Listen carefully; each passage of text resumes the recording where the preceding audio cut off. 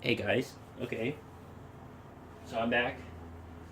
I have a comparison to make. So I have one of my favorite games, one of the first games I got in the modern board gaming era is Euphoria. Um, if you don't know what that is, look it up. I'll give a brief explanation, of course. Build a better dystopia. It's a dystopian future, and each player is vying for to gain influence in the modern world. So they've recruited a couple of people from one of four factions, or maybe from two of them, and they're just trying to establish their authority in the new world. So we've woken up. We're no longer docile workers. We're smart. We've come into our own, and now we want to be one of the big wigs. So just a brief unboxing. I've already packaged everything, separated stuff into individual baggies for convenient setup. Now this is a standard first edition retail package. I just missed the Kickstarter, meaning it was like 1 or 2 months after the Kickstarter had ended. I didn't, while it was going on, I was looking at it, didn't really understand the object of the game, and I was still kind of new to all this new fandangled stuff. I think I had just gone through, my brother had Shade Geek. I played, I had a friend with Lords of Waterdeep. This is a dice placement game. It's a worker placement, but instead of like little meeples or cubes or whatever, you have D6. They're cool, steampunk looking D6. Anyway, so I didn't understand it, and a lot of the reviewers at the time were not super positive about the game. They said, "Oh, it looks good, but who knows if it'll, pick up steam and whatnot, or pick up speed, and it's probably okay." The first game was Viticulture, which did really well, but I wasn't really into the whole winemaking theme. And it looked like a game much heavier than at the time I was interested. Now I'm really interested in that kind of stuff. I'm still not sure about the theme, but I have yet to play it, so I'm not going to really pass judgment on it. I know a lot of people who play it regularly, and they love it. But this is still lighter, it's faster.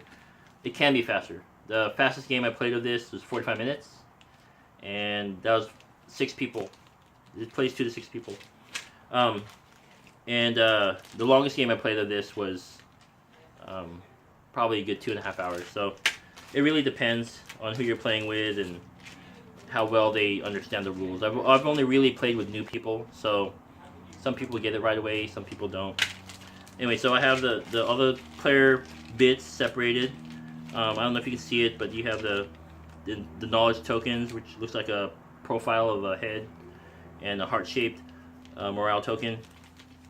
And the authority tokens are stars, and they're cardboard chits. And you have counter cards for like the resource and commodity bits, which are also wood, custom wood shapes. You have and there are a lot of them, but there aren't as many as you would think, especially if you're playing with 5 or 6 people. It's easy to run out. So that's where those counter tokens, the counter cards, come in handy. You have one, you stick one up here, and when you have 2 or 3, or they're like multiplier cards, is basically what they are. So, show you the bits. We have Bliss, and I love Rahdo's. Oh, I saw Rahdo's review of it finally back then, and I was like, wow, he makes it sound really cool. So I went looking back at it, and then I had missed the Kickstarter. That was predating the times where now if you miss a Kickstarter, people are like, oh, you know what, you can pre-order it, or you can put in a late pledge, which is a pre-order, right? With backer kit or the pledge manager and whatnot. And so even if you miss a Kickstarter by a month or even 3 months, you can still back or pre-order the game with all the Kickstarter perks with it. So anyway, so I just missed it. 1 or 2 months, I forget.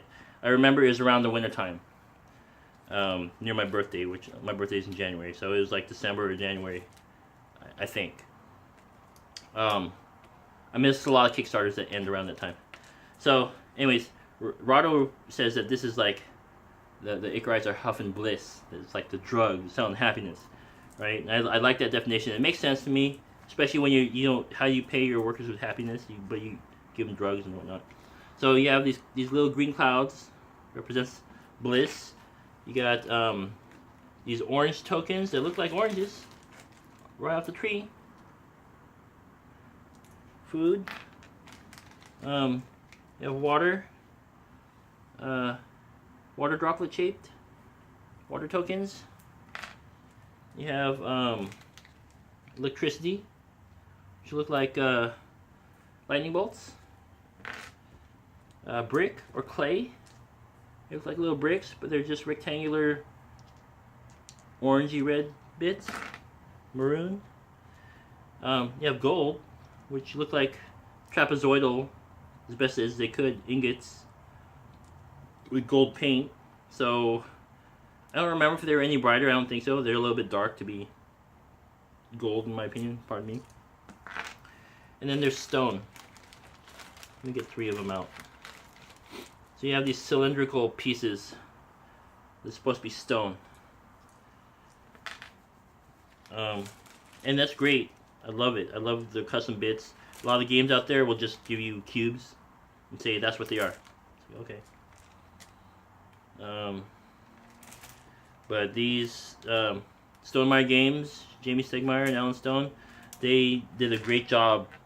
Even though they weren't like the premium bits that you got with the Kickstarter version, they really, really made it so that you still got that premium feel to the game.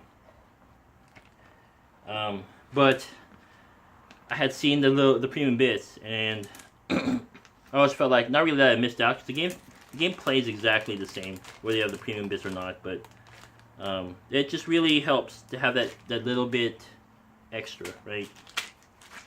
I have these tokens. These are like reminder tokens that go on the board to remind you what things you've unlocked with bonuses. I don't use them personally. I used them the first couple times I played, but people didn't really care, didn't notice. And the influence tracker, which tells you things that you've unlocked, it's not hard to peek over at the corner of the board to see where the marker is, what you've unlocked. So people, if you don't show people this thing, then they'll get it. So these are chits that you use to cover up either unavailable spaces for now, and then they unlock later, or they're just unavailable because there aren't enough people playing.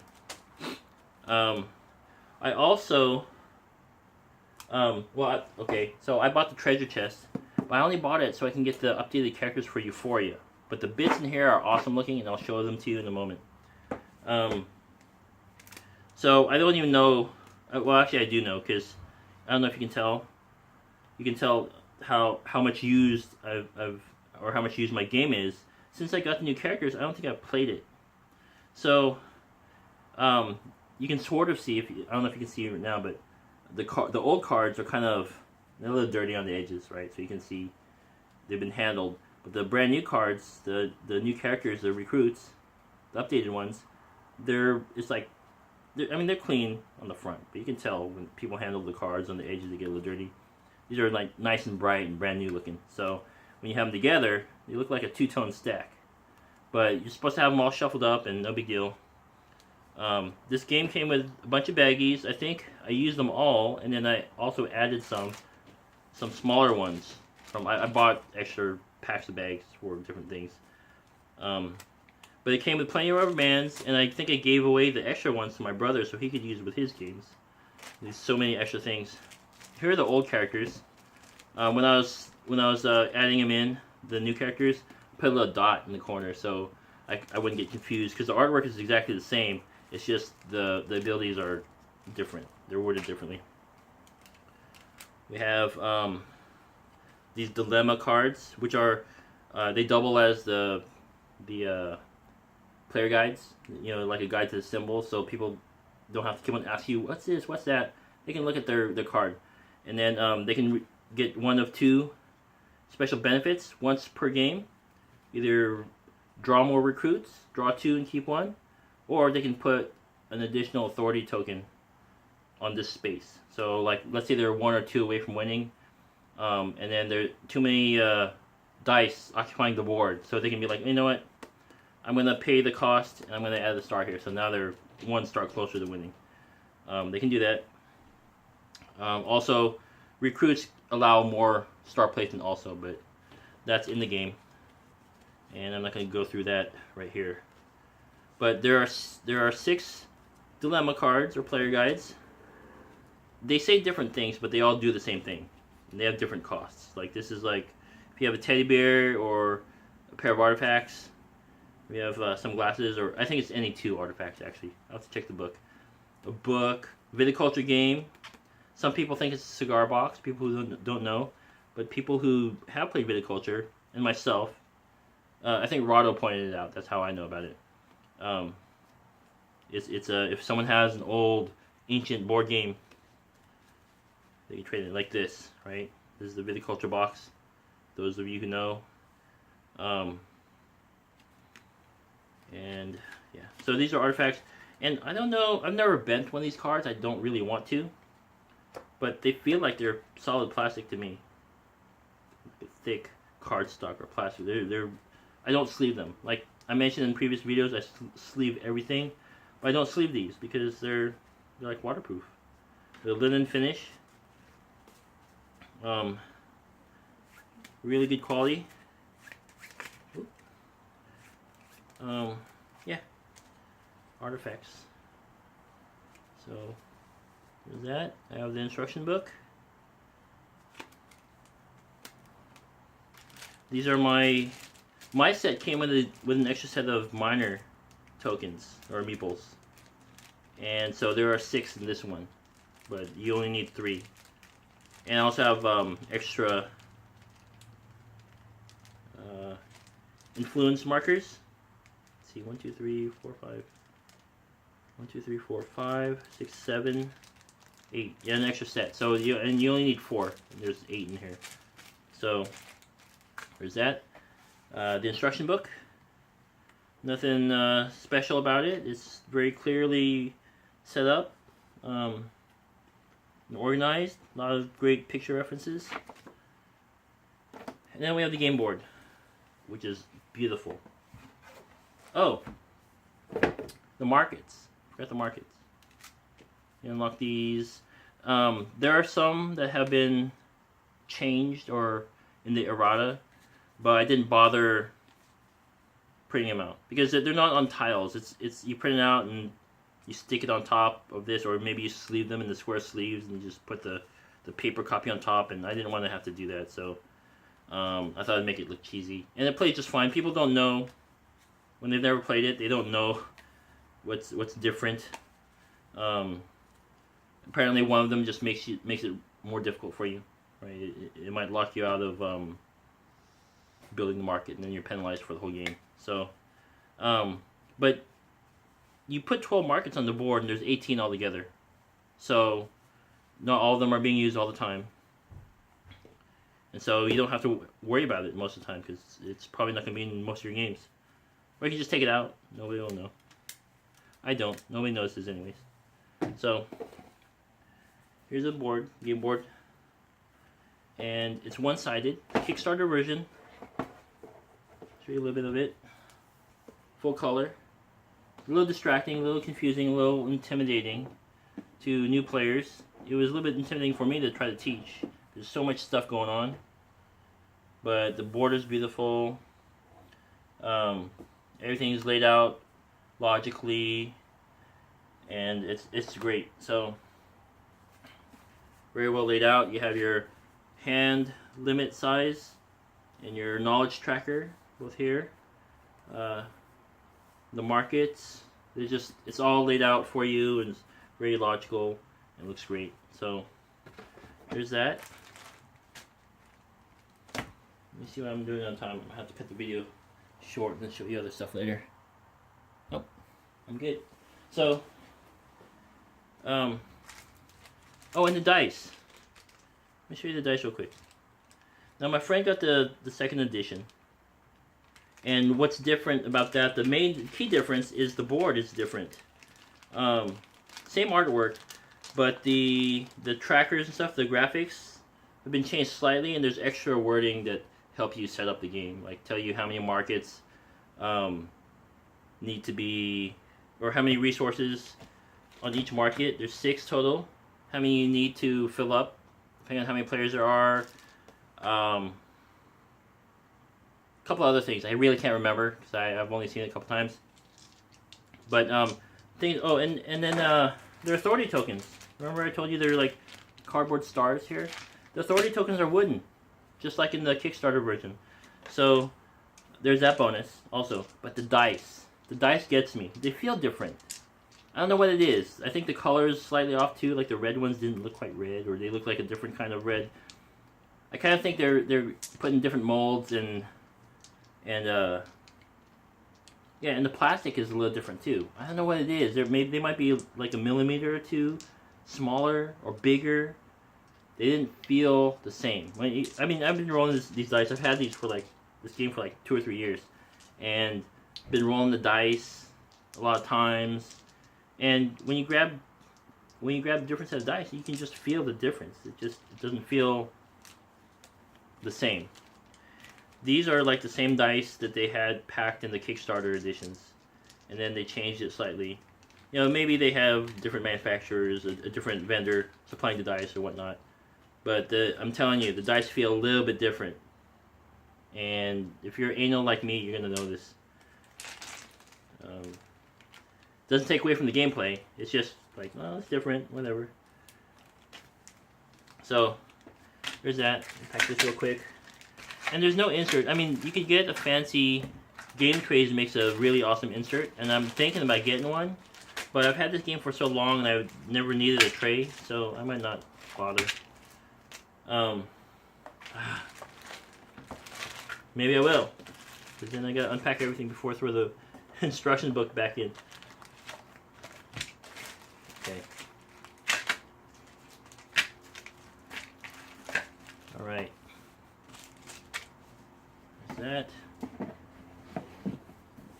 Now, let's do this real quick. A couple of things.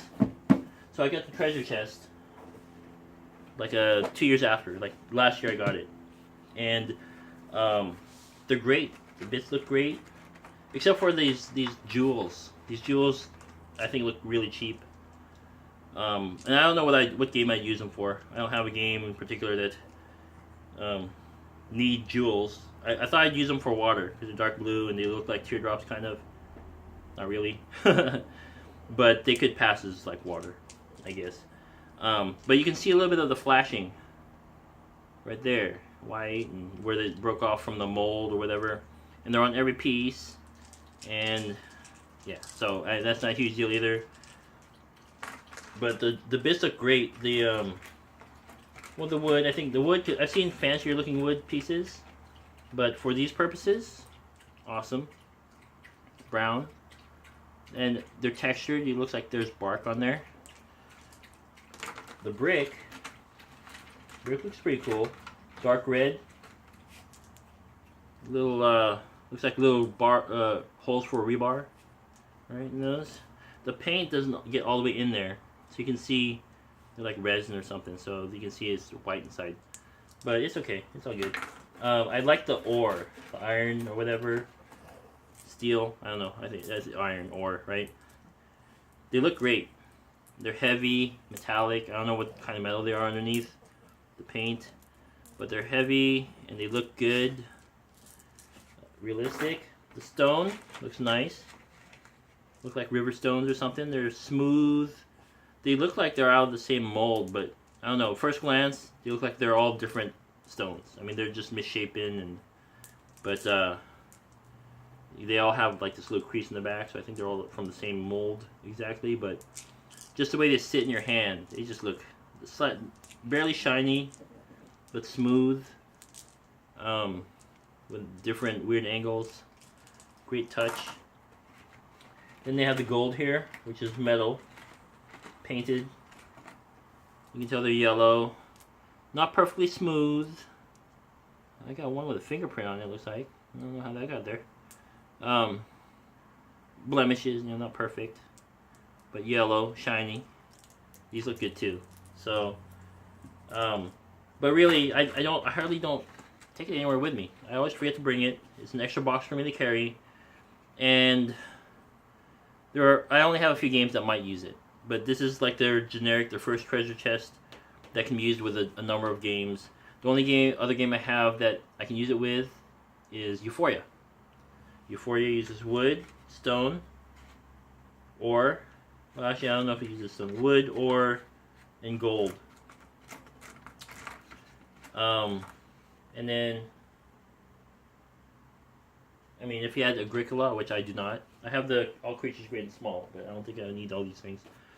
But yeah, I mean, you can use it for a number of different games. I'm tempted. Now here's something. I'm tempted to get the treasure chest, or I'm tempted to get what you call it? I'm having a brain fart. Power Grid. I'm thinking about getting Power Grid because I can pimp it out with the Power Grid treasure chest. That looks like something. That's awesome. So I should just cut this here, and I have one more thing to compare to in a moment. You can probably see on the screen what I'm talking about. So I'll be back in a moment.